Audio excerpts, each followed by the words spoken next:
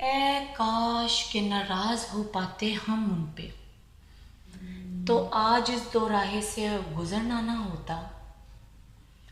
ए काश के नाराज हो पाते हम उन पे, तो आज इस दोराहे से गुजरना ना होता।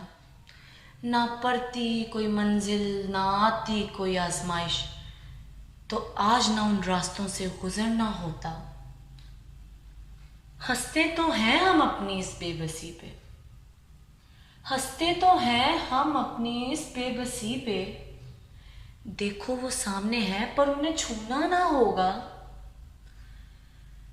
सोचते हैं कि वो हमसे नाराज हैं, सोचते हैं कि वो हमसे नाराज हैं।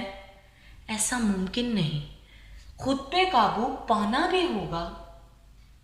शाह जी ये सच है, शाह जी ये सच है कि अब दिल लगता नहीं उनके बिना।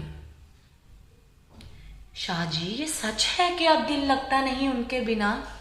हाँ ये अभी था यहाँ फिर वहां भी होगा। जान लो ए हसन जावेद, ये मेरी बात तुम भी जरा जान लो। ए हसन जावेद ये मेरी बात तुम भी जरा।